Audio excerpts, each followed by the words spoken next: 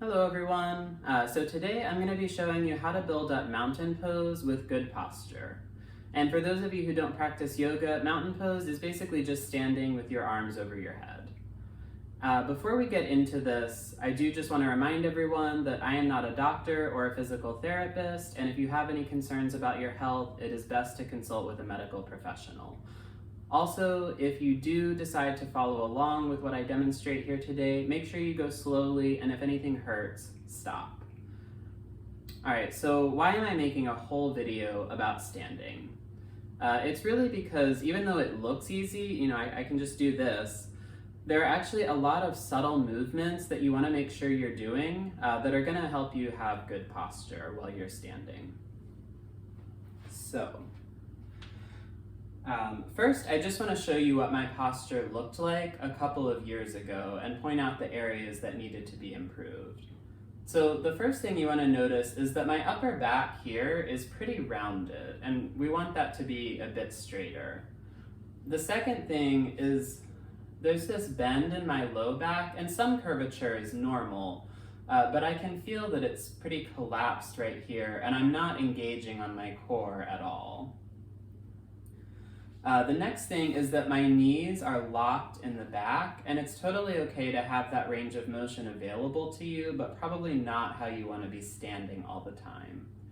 And then the last thing is that my feet are collapsing in towards the center, so instead of having a nice arch in my foot, it's really just flat.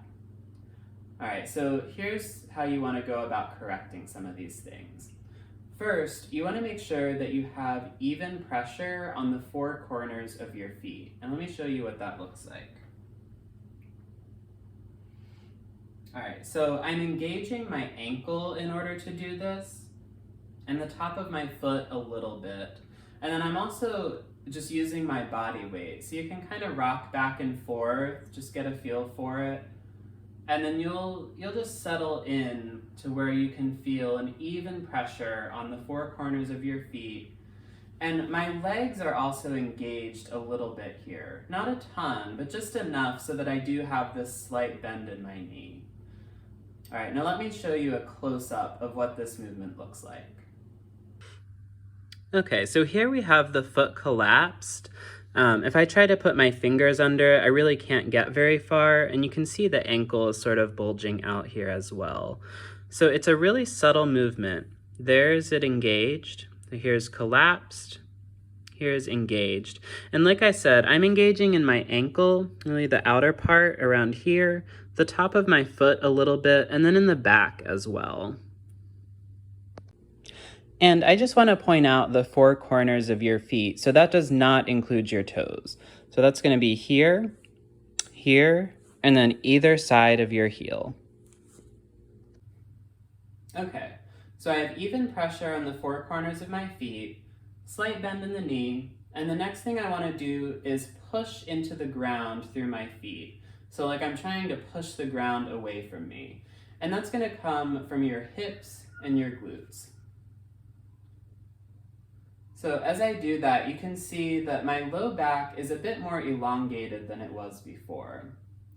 Now, if this is difficult for you, I am going to show a modification at the end that should help.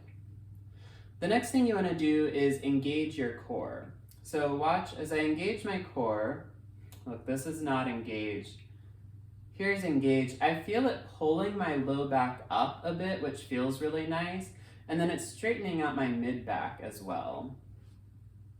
All right, the next thing I'm going to focus on is my shoulders. So I'm going to pull them back and down. So again, that's back and down. And as I do that, I'm using quite a bit of strength in my upper back, and then I feel a really big stretch all through my chest.